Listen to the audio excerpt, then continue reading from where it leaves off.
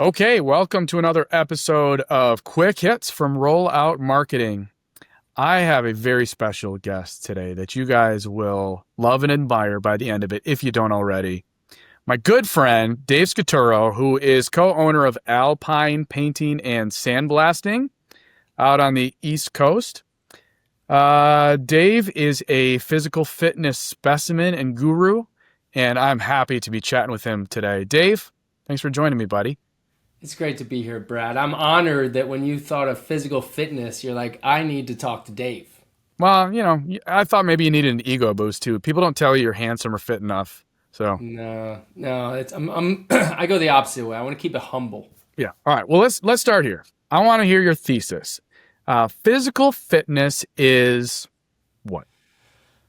Well, you've heard this before because you drank the Kool-Aid like I have, and I truly believe this. That's why I'm sharing it with you, because I think there's a lot of your listeners that probably don't know my definition of physical fitness, which is constantly varied functional movements performed at relatively high intensity. And that is the definition of CrossFit, which is something that you and I both know and love. And it's true, right? So that's my definition of fitness in the sense of how I like to work out. But, fitness can mean a lot of things to a lot of people.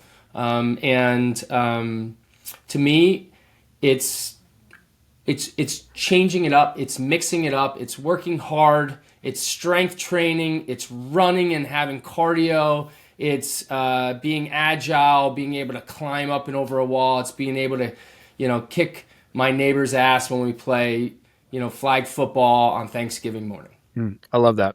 So yeah, that's a clear definition of what fitness is. And the fitness that you and I ascribe to, which, CrossFit. We became fast friends partly because we had that in common. Yeah. When did you always grow up being like physically active? Was there a point in your life where you weren't, or where kind of a light switch and you said, all right, now this has to become a priority? What did that journey look like for you? Yeah, my parents had 3 boys close in age, and to try and keep us from wrestling throughout the house, they put us into sports, and we were pretty good at it and loved it. And, growing up, we played sports all through elementary, middle, and high school, and then even all 3 of us played sports in college on a club level. And then even after that, I still at least, we're very active, right? So one of my passions is skiing. I love to get out there, and in order to get really good at it and ski the places and challenging terrain that I like to ski, you have to be physically fit. So that was something that I was training for, to be able to ski in the backcountry. And I still played volleyball, which is what I played in college. But I played at a bar with a bunch of buddies, and we had fun doing it, and we did that for a long time. And I was active, right? I would go to the gym, and I enjoyed, looking good and feeling good. But what happened probably right around, I don't know, we'll call it 10, 12 years ago, is life started to get pretty busy. I had 3 young kids, and I took ownership over our business, and I had less time than I ever had, and the stress was higher, and I allowed my fitness to kind of slip, and I didn't make it a priority. And I'll never forget, my twins were like 6 months old, and my wife looked at me as I had my shirt off, and she goes, "Wow, you really haven't worked out in a while, have you?" And it was like, that was it. It was just She's a like truth teller. I love it. It was just the last jolt that I needed to say something's got to change. I don't feel good. I don't look good. This is not who I want to be. And I started getting on this training routine. And for me, that was starting in my house. I had to figure out, like, how do I balance it all, which is, I think, the struggle for a lot of us. And at the beginning, for me at least, it was let's put the girls to bed, and then I'm going to go and work out. And I put in a DVD, good old beachbody.com, Tony Horton P90X. Many people have heard of that one. Yeah, I got a pull-up bar that I put over my door, and I was just like Mr. Beachbody for about 2.5 years. And that was cool until I was literally reciting all the word tracks that this guy had in the videos, and I was just burnt out and done, and was doing it by myself, which was kind of boring. And my wife's like, let's join a gym. And in the gym that we joined, they had a special carve out for CrossFit, which I thought was really scary. And I saw a lot of big people with muscles in there, and they were dropping weights that sounded loud, and they were cheering each other on. And I walked by that room at least 20, 30 times before I had the courage to knock on the door and be like, I was thinking about trying a class, what would be involved? And they looked at me and they welcomed me in, and that was probably 8 years ago, and I never looked back. I've done CrossFit, I would say 6 to 7 days a week for the last 8 years. Yeah. I've never missed more than 2 workouts, 2 days in a row of working out in almost 9 years. Yeah, that's great. Similar journey on my end too. I mean, I found myself at age 30 where I had always grown up playing soccer. I was just naturally thin, didn't have to do anything to stay in shape because just you're active, right? And my metabolism was high. I was thin, I was fit. And I looked at age 30, my life was falling apart. I was going through a divorce and I lost my job and felt myself like in the early stages of depression. There's no energy, was super unhappy. And I realized the only thing that I felt like I could take control over in that time was my physical health. And I was never fat. My body, I was 165 pounds at my heaviest, but it was a very, very soft 165. I may have even shown you my before pictures. It's, ugh. I've seen it. Yeah, it was gross. Not great. Not great. And then I was like, all right, I'm going to start working out. And I did the exact same thing. I did P90X. And I did all P90X. And then I went through the Insanity program. And when Rachel and I started dating, we wanted to be in a community. So we found a local gym, like a boot camp, kickboxing type gym. And then when we moved up to Rochester, that's when we found the CrossFit gym. Her family was really into it. And once we joined Maven, that was a game changer for us. That's our community. All of our best friends are from that gym. Now, my business partner in Rollout Marketing, I met through Maven. And I've been able to, not only am I fitter now than I've ever been, but I've been able to maintain that fitness level consistently for the past now 6 years. So I love it. Now, what are the benefits that you've seen to being physically fit? And I'm actually interested in hearing, like, personally, like, what does it do for you in your personal life and relationships, but also have you noticed it doing anything for you professionally? I mean, the obvious ones, right? I look good in the mirror with my shirt off, which is nice. I feel more confident when I go to the beach. I feel better. Like, I don't get as sick as often, and I have more energy.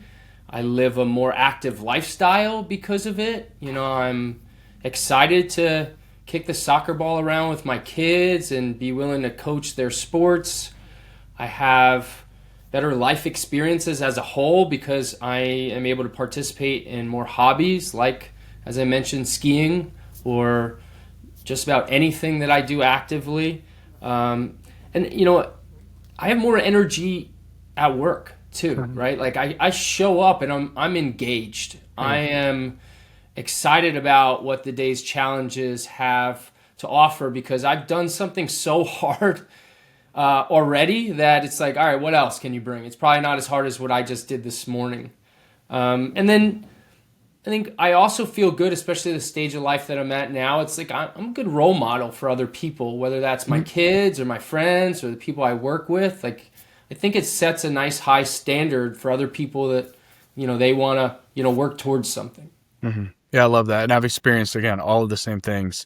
The confidence that I felt knocking on a door, wearing a t-shirt, where people first glance when they open the door, like, oh, this guy takes care of himself, right? And there's confidence there that not only is it confidence that I'm feeling internally, but I think it also gives confidence to the customer. Like, oh, this guy takes care of his body. He probably takes care of his business, which means he's probably going to take care of my home if I hire him.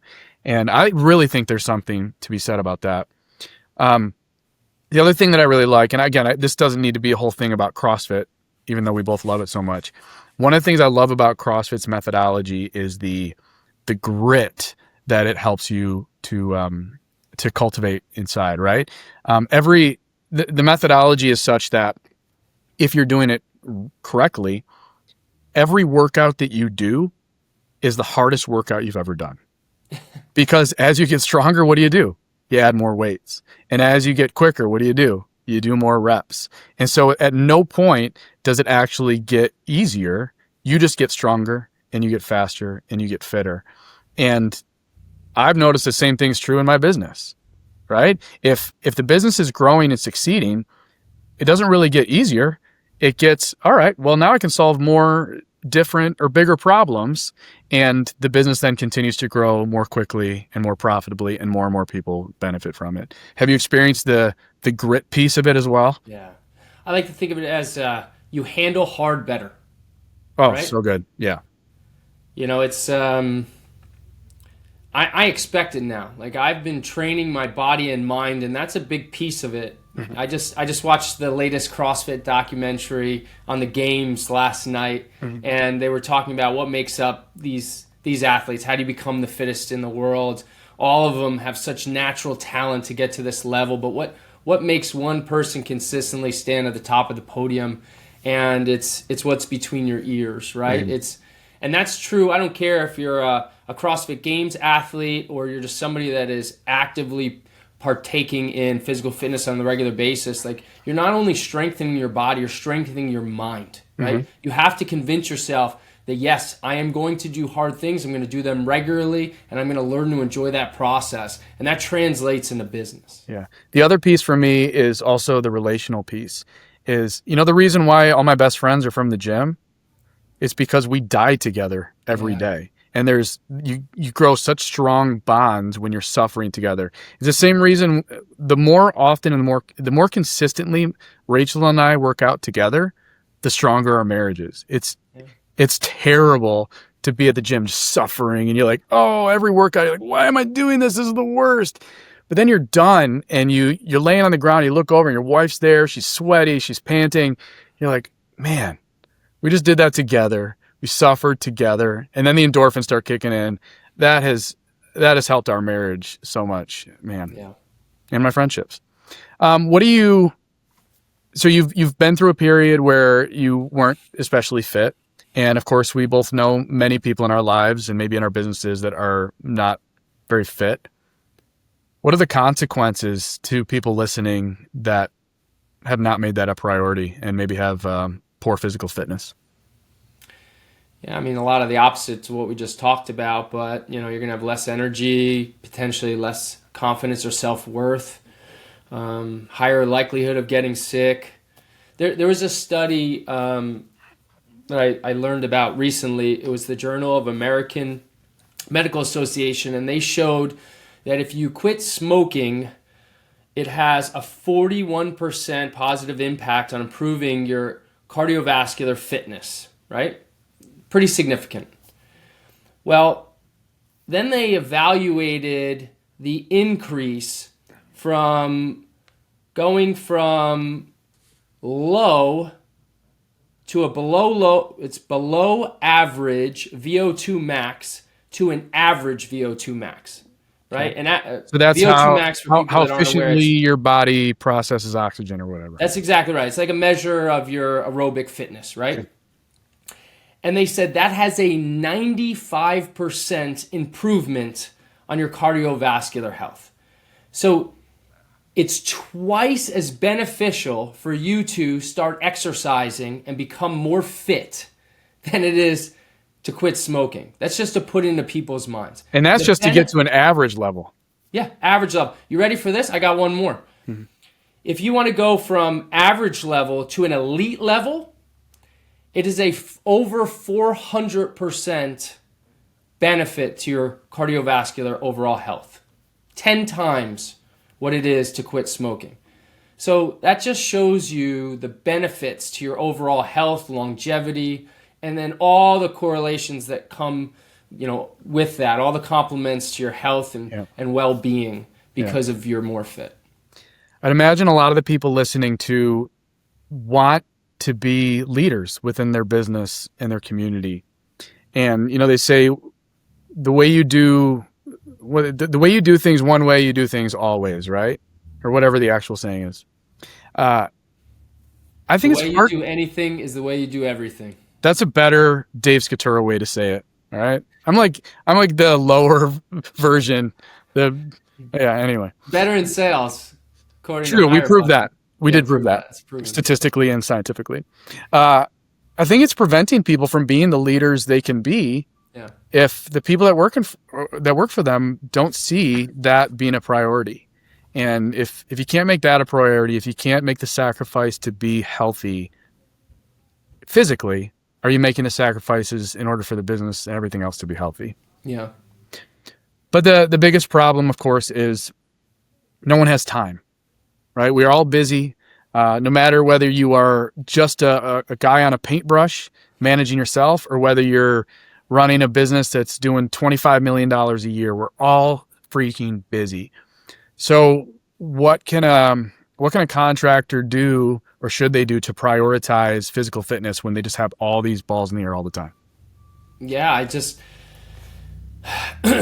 is one of those things you have to look deep down inside and determine if this is important enough for you to make a change, right? If you're telling yourself, oh, I can never do this, then chances are you're never going to do it, right?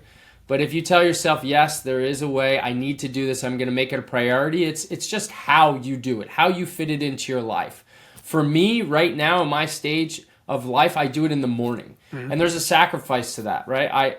I wake up every morning at 5 a.m. At 5 a.m., and it used to be even earlier, right? It's varied. Now I'm working out at home, so it's at 5 a.m. I'm in my gym by 5:30, and I'm putting in a hard workout for about an hour, and then all the hard work is done. It's my time. I carved out that hour and a half for me. I'm not getting the phone calls from work. I'm not getting the pressure from my family to do something. It is that the world shuts down so that I can fill my own cup up. Yeah. And that's when it works for me right now. Maybe a later stage of my life, that's going to change, but I prioritize that time. For some people, like I think you shared with me that you work out at lunch sometimes. Is that right? Yeah, so I can't do mornings. You guys are psychotic. I can't do it. I have no energy, no motivation. I feel weak. So what I typically do is I end my workday at 3:00 so that I can get to the gym by 4. But there's many days now, especially now with Rollout Marketing, where my schedule has filled up. And so if I have time in the middle of the day, I go. And that's at noon, 1:00, go do the workout of the day, get back to work. Yeah, so you have to find a time that works for you. And I think that's where I'm going towards. And I think routine is the key. I think if you have a set time every day, I think it's more challenging to do what you do where it fluctuates, but at least you know that there's an if-then, right? Yep. If I have a busy afternoon, then I will work out at lunch. Otherwise, at 4:00, I'm at the gym, right? And by creating that routine, it's burning it into your mind. That's what I do. You're identifying with a certain task, a routine, and then it gets accomplished. Yeah. When you leave it up in the air and like, oh, I might do it, especially in the afternoon as a business owner, for me, I think it was very challenging because my day could end at 4:00, my day could end at 6:00. And if I thought I was getting to the gym every day at 5 and my schedule booked up and I didn't have a backup, just didn't go to the gym that day. And then before you know, you fall off once and then creates momentum and then you're not going to the gym regularly. So I think works good for me. Some people justify not working out with kind of good intentions. Oh, well, I don't want to lose an hour with my wife and my kids. I get it. If you ask my wife, she would say, I would rather have an hour less of Brad so that he can get his mind and his body right, because then the hours that he is home, he's way better for me and my kids. Right. And that's actually one of the reasons why I like working out at the end of the day, because I go to the gym and I sweat and I die, and all the frustrations that I had at work that day, I just go work out.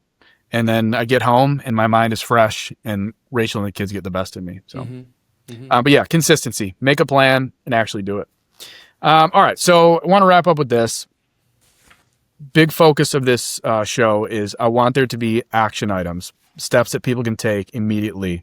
So what are one or two things, Dave, that listeners can do today to either start their physical fitness journey or maybe raise the level of their current journey?